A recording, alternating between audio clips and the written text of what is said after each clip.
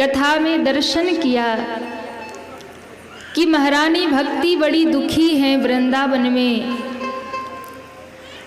और उनके दुख को दूर करने का प्रयास नारद जी कर रहे हैं। श्री नारद जी महाराज भक्ति महारानी के दुख को दूर करने के लिए बद्री विशाल की भूमि में तप करने जाते हैं। वहाँ शौनकादिक ऋषियों से भेंट हुई और फिर नारद जी को पूछा, आपके दुख का कारण क्या है? नारद जी ने बताया अपने दुख का कारण, ज्ञान और वैराग्य की मूर्छा दूर नहीं हो रही। मैंने उन्हें बहुत जगाने का प्रयास किया, पर आकाशवाणी ने मुझे कहा कि नारद जी सत्कर्म करो। अब हमें समझ में नहीं आता कि सत्कर्म क्या है। तब कहा कि सत्कर्म है श्रीमद् भागवत की कथा। और हरिद्वार की भूमि पर ज्ञान वैराग्य की मूर्छा को दूर करने के लिए, भक्ति के दुख को दूर करने के लिए भागवत की कथा शौनकादिक ऋषियों ने गाना शुरू किया। और जब भागवत शुरू हुई तो मनुष्यों की बात छोड़िए, उस कथा को श्रवण करने के लिए नदियाँ, पहाड़, वृक्ष सब अपना रूप बदल बदल कर मनुष्य रूप धारण करके उस कथा में आकर विराजमान हो गए। और ये कथा का प्रभाव है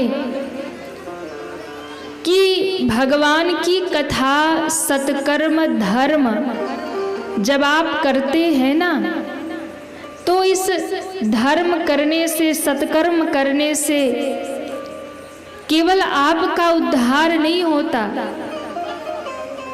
यदि घर में, परिवार में एक भी व्यक्ति अच्छा काम करता है, संकल्प अच्छा करता है, पूजा पाठ करता है, सत्कर्म करता है या कुछ भी अच्छा काम करता है, तो उससे केवल उसका कल्याण नहीं है, उसका तो कल्याण है ही, पर उसके साथ साथ उसके आने वाली पीढ़ी का भी उद्धार होता है और उसके बीत जाने वाली यानी पीछे उसके पूर्वजों का भी कल्याण हो जाता है। आपके घर में, आपके परिवार में एक भी व्यक्ति अगर धर्मात्मा है ना, एक भी व्यक्ति धर्मात्मा है तो आपका कुछ बिगड़ नहीं सकता। इसलिए कहा जाता है कि जब घर में कोई भजन करे, भक्ति करे ना, तो उसका सपोर्ट करना चाहिए।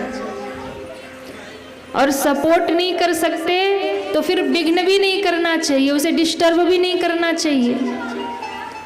पर कई बार होता है ना, कोई घर में भक्ति करना शुरू कर दे, पूजा पाठ करना शुरू कर दे, तो घर वाले पहले ताने सुनाते, बड़े आए भगत बनने। सही कह रहे हैं ना, बड़े नए नए भगत बने फिर रहे हैं, देखो बाबा जी बन रहे हैं। हाँ, कोई ज्यादा ही कथा में जाने, अरे बड़ी भक्ति न हो गई है, रोज कथा में जाती है। तो कभी कभी होता है कि जो भगत होते उसके मन में दुख हो जाता है कि हम भगवान के लिए कुछ कर रहे हैं और हमें ऐसा बोला जा रहा है। कई बार कोई तिलक लगाता है तो लोग देख देख कर हंसते हैं। तो दोनों के लिए हम दो बात कहेंगे, कोई भक्ति करे, भजन करे, कथा में जाए, सत्संग में जाए, तिलक लगाए, मंदिर जाए, तो किसी का भी मजाक मत बनाइए, कोई भी उसके ऊपर अपनी टिप्पणी मत दीजिए कि दिखावा कर रहा है कि भक्ति कर, वो तो वो जाने और भगवान जाने, हम कौन होते बीच में पड़ने वाले।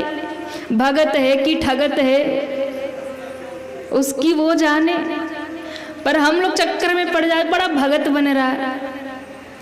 तो ये बात उनके लिए भी जो टिप्पणी करते हैं, कोई भक्ति करे, भजन करे, मंदिर जाए, दिखावा करे, तिलक लगाए, दुनिया को दिखाने के लिए करे, आप मत बोलो। उसका तो कुछ नहीं बिगड़ेगा, आपका सब बिगड़ जाएगा। और उनके लिए भी कहेंगे जिनके मन में दुख हो जाता है बातें सुन सुन के, अरे पड़ोसी ऐसे बोल रहे, घर वाले रिश्तेदार अलग बोल रहे, जो ही आता सोई हंसी उड़ाता। आजकल बाबा जी बन रहे हो, तिलक लगा रहे हो, लंबा टीका लगा रहे, आजकल बड़े कथा मंदिर जा रहे। तो उनके लिए भी कहेंगे कि भक्ति के मार्ग में यदि आपने कदम रख ही दिया है तो अब डरने की और पीछे हटने की कोई बात नहीं है। अब तो दुनिया एक तरफ हो जाए फिर भी आप एक तरफ खड़े हो जाओ।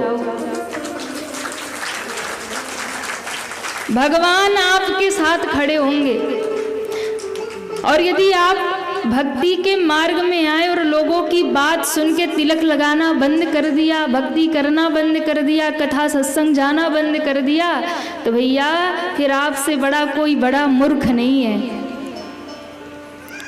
लोगों की क्या है, लोग तो बोलते ही रहते हैं।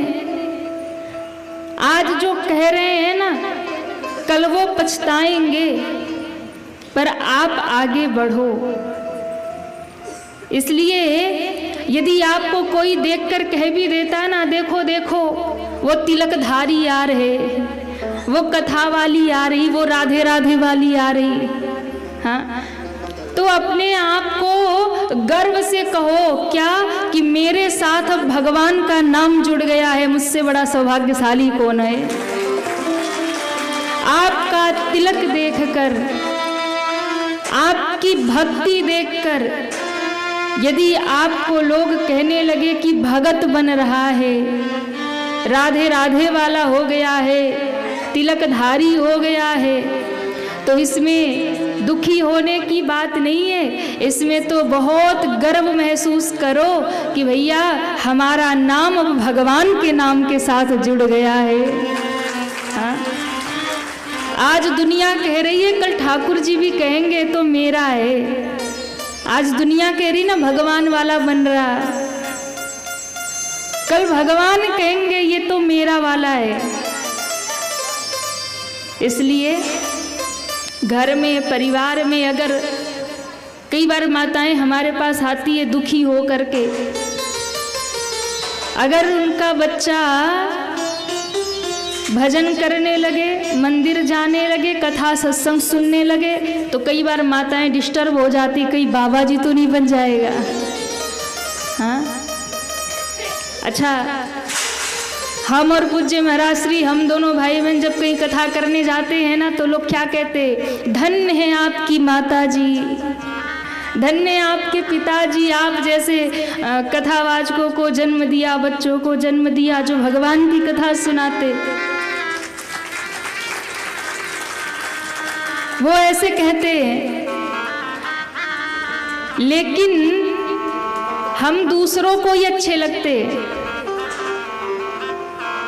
अपना बच्चा अगर घर का भक्ति करने निकल जाए ना, तो मैया कहती क्या जरूरत है सब करने की, भक्ति भजन करने की क्या जरूरत है, तुम तो पढ़ाई लिखाई करो, बढ़िया पैसा कमाओ, बढ़िया बिजनेस करो, बढ़िया डॉक्टर इंजीनियर बनो। तो लोगों को बाबा जी भी अच्छे लगते पर दूसरे के घर वाले, भगत भी अच्छे लगते पर दूसरों के घर वाले। अपना बच्चा भगत नहीं होना चाहिए। हाँ, वो गलत रास्ते, चोर डाकू भले ही हो जाए, हाँ, रोज सर पे सीसी तोड़े, गाली सुनाए, भले ही ऐसा हो जाए, पर भगत ना बने। इतना डर लगता है मैयाओं को कि बेटा भगत ना बने। अरे अगर आपका बच्चा भजन करता है, भगवान का नाम गाता है, आपका बच्चा सत्संग सुनता है, कथा में जाता है, मंदिर जाता है, तो ये चिंता की बात नहीं है, ये प्रसन्नता की बात है। क्योंकि आपका बच्चा यदि भगत बन गया तो आपका भी उद्धार करेगा और आपकी पीढ़ी का भी उद्धार कर देगा। पर कई बार माताएं आती है, आजकल ज़्यादा सत्संग सुनने लगा है, हमें टेंशन होती है कहीं बाबा जी ना बन जाए।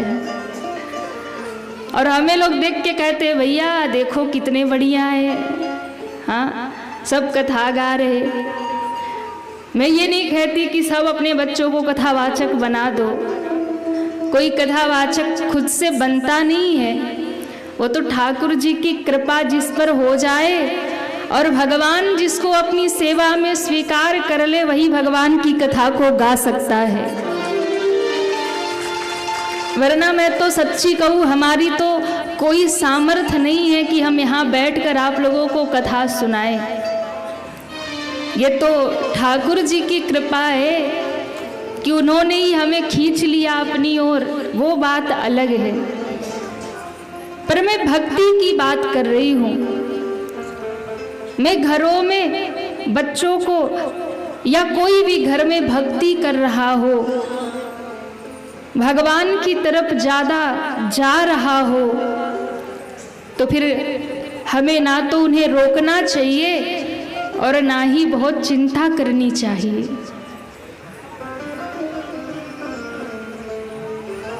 एक भी व्यक्ति यदि भजनानंदी होगा तो वो सबका उद्धार कर देगा। तो सत्कर्म जो होता है वो आप जिसके भी निमित्त करेंगे और जहां भी करेंगे उसका फल उसे वही प्राप्त हो जाएगा। यानी हरिद्वार में कथा शुरू हुई ज्ञान और वैराग्य के लिए और इसका असर पहुंच गया वृंदावन में। क्यों भागवत की कथा पूर्वजों के लिए कराई जाती है? आपके पूर्वज जहां भी होंगे, जिस भी लोक में होंगे, जिस भी योनि में होंगे, आप जब गया श्राद्ध करते हैं, आप जब उनके निमित्त भागवत का अनुष्ठान करते हैं, तो जहां भी होंगे, जिस भी योनि में होंगे, ये भागवत की कृपा उन्हें वही प्राप्त होगी और उनका कल्याण कर देगी। जैसे ही कथा शुरू हुई हरिद्वार से और कृपा भागवत जी की पहुंच गई वृंदावन में, ज्ञान वैराग्य उठ करके खड़े हो गए और भक्ति महारानी मधुर कीर्तन गाती हुई प्रकट हो गई। पीछे से आवाज आ रही है, श्री कृष्ण गोविंद हरे मुरारी, हे नाथ नारायण वासुदेवाय। कृष्ण गोविंद हरे मुरारी, हे नाथ नारायण वासुदेवाय। हे नाथ नारायण वासुदेवाय। हे नाथ नारायण वासुदेवाय। पितु मातु स्वामी सखा हमारे, सब गाइए। सखा हमारे, पितु मातु स्वामी सखा हमारे, तुम्हारे स्वामी सखा हमारे। हे नाथ नारायण वासुदेवाय। हे नाथ नारायण वासुदेवाय। श्री कृष्ण गोविंद हरे मुरारी, हे नाथ नारायण वासुदेवाय। श्री कृष्ण गोविंद हरे मुरारी, हे नाथ नारायण वासुदेवाय। हे नाथ नारायण वासुदेवाय। हे नाथ नारायण वासुदेवाय। भक्ति महारानी गा रही हैं, हे नाथ नारायण वासुदेवाय। हे नाथ नारायण वासुदेवाय। श्री कृष्ण गोविंद हे नाथ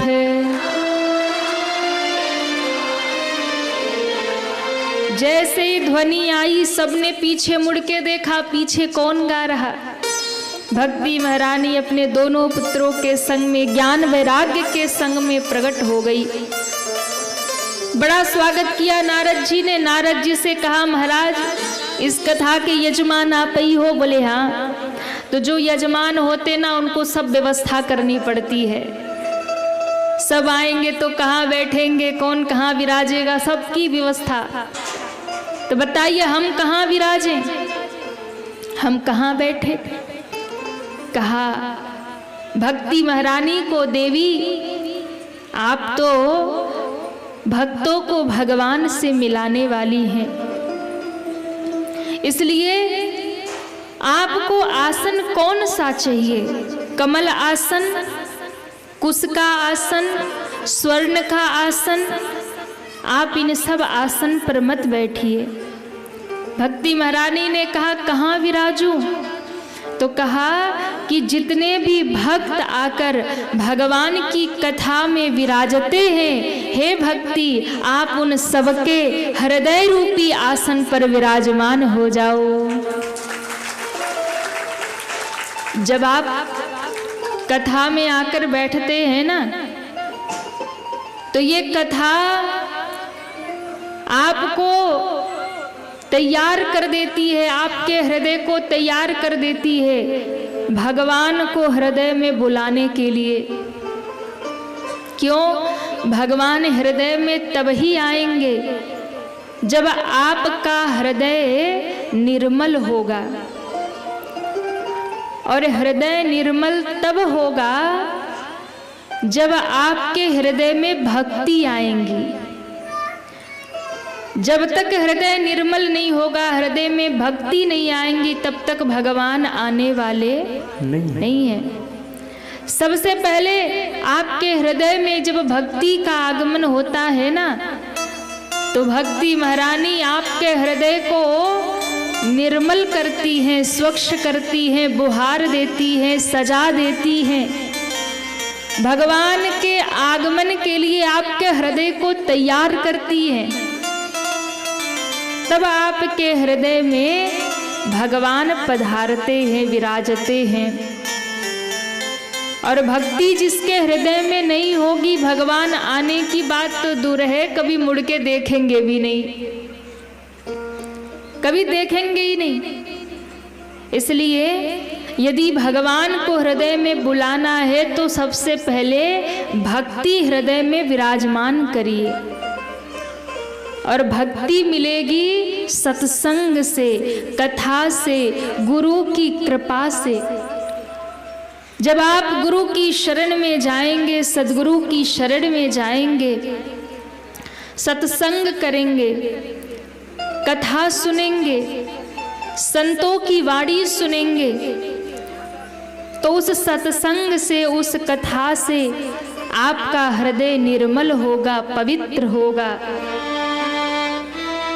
तब आपके हृदय में भक्ति महारानी विराजमान होंगी। और जब आपके हृदय में महारानी भक्ति विराजमान हो जाएंगी, तब भगवान भागे भागे आ जाएंगे।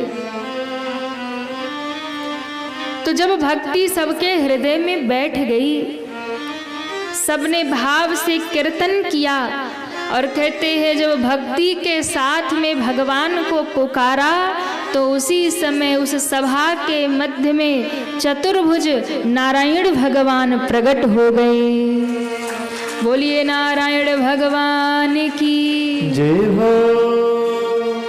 भगवान जब प्रकट हो गए, तब भगवान का दर्शन सबको हुआ, और भगवान का दर्शन करके सब तृप्त हो गए। भगवान ने कहा कि कुछ वरदान मांगो। सबने कहा कि प्रभु, कथा श्रवण का फल और भक्ति महारानी को हृदय में धारण करके भजन करने का फल मिला कि आपका दर्शन हुआ। अब हमें क्या चाहिए? अब तो हमारी कोई इच्छा नहीं है। भगवान ने कहा मेरे दर्शन का भी फल मिलता है। क्या फल चाहिए? तब सारे भक्तों ने एक ही स्वर में कहा कि प्रभु अब तो हमें बस एक ही वरदान दीजिए कि जब भी कोई भक्त आपको हृदय से पुकारे, भक्ति से भर करके जब कीर्तन गाए, आपका नाम गाए, तो आप उसके हृदय में प्रकट हो जाएं और अपना स्वरूप का दर्शन उसे कराएं। इसलिए कथा में बहुत सावधानी से बैठना चाहिए। आपको भगवान का अनुभव होगा, भगवान का दर्शन होगा, पर भाव से सुनेंगे तब होगा।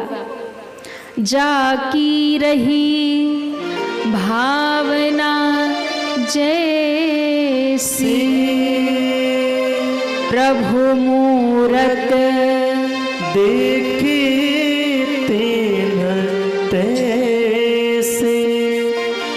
आप जैसी भावना करके इस कथा में बैठोगे, वैसा ही फल आपको प्राप्त हो जाएगा। जैसी भावना करके बैठोगे।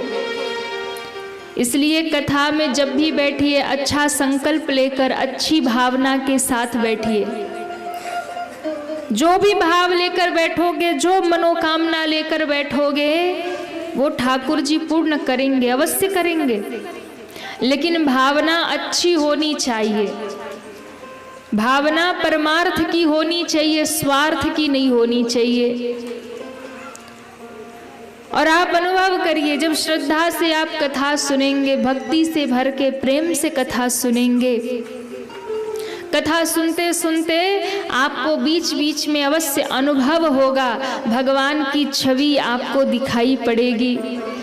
जब भगवान की लीला में डूबेंगे तो आपको ऐसा लगेगा वो सारी लीला मेरे सामने चल रही है, वो भगवान का स्वरूप मेरे सामने प्रकट हो रहा। और कदाचित कभी कथा सुनते सुनते आपके आंखों में अश्रु आ जाए, कभी कथा सुनते सुनते आपका हृदय भर आए, आपका मन प्रसन्नता से भर जाए। कभी कभी होता है जब आपकी रोमावलियां खड़ी हो जाए, समझ लेना ठाकुर जी आसपास से ही गुजर रहे हैं। कभी आप पूजा करने बैठो और आपको भाव आने लगे, आंखों में अश्रु आने लगे, हृदय भरने लग जाए, समझ लीजिए कि भगवान ने आपकी पूजा स्वीकार कर ली। ये संकेत है भक्ति का। तो भगवान उन सबके हृदय में प्रकट हो जाते हैं, दर्शन देते हैं, जो भक्ति पूर्वक कथा में, कीर्तन में आकर के बैठ जाते हैं। और ध्यान दीजिएगा, ये कथा संत महात्मा ये चलते फिरते तीर्थ हैं। जिस भूमि में कथा शुरू हो जाती है, जिस भूमि में सत्संग होने लगता है, वो भूमि साधारण नहीं रहती है, फिर वही भूमि तीर्थ बन जाती है। क्यों? जब कथा शुरू होती है तो सारे तीर्थ वही आ जाते हैं, सारे देवता वही आ जाते हैं, और स्वयं भगवान भी आकर वही विराजमान हो जाते हैं। अब आप सोचिए कि जब सारे तीर्थ, सारे देवता और स्वयं भगवान जहाँ विराज जाएं, तो वो भूमि फिर साधारण नहीं है, फिर तो वो तीर्थ से भी बड़ी उस भूमि का महत्व हो जाता है। तीर्थ से भी अधिक उस भूमि का महत्व जहाँ भागवत जी विराजमान है, जहाँ कथा प्रारंभ हो गई, जहाँ संत विराजमान है, जहाँ भगवान के भक्त विराजमान हैं। आप देखिए, इस वाटिका में पहले भी बहुत सारे उत्सव हुए होंगे, आगे भी होते रहेंगे, लेकिन लाइट भी लगी है, टेंट भी लगा है, सब व्यवस्था की गई है, सजाया गया है, लेकिन जो उत्साह, जो आनंद और जो प्रकाश इस भागवत की कथा में मिलेगा, वो किसी और आयोजन में नहीं देखने को मिलेगा।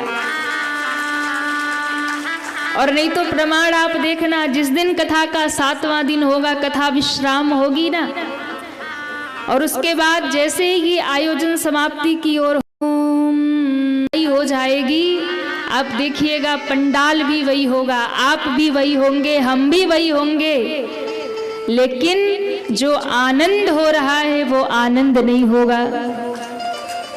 सब कुछ वही होगा। क्यों? क्योंकि महिमा बढ़ जाती है, कथा से महिमा बढ़ जाती है। जहां भगवान की कथा शुरू हो जाए वहीं पर सारे तीर्थ आ जाते हैं। इसलिए 7 दिन के लिए आप तो भूल ही जाना कि ये वाटिका कोई रामगंज की वाटिका है। 7 दिन के लिए भूल जाना। क्यों? 7 दिन के लिए ये आपका रामगंज श्रीधाम वृंदावन बन जाएगा।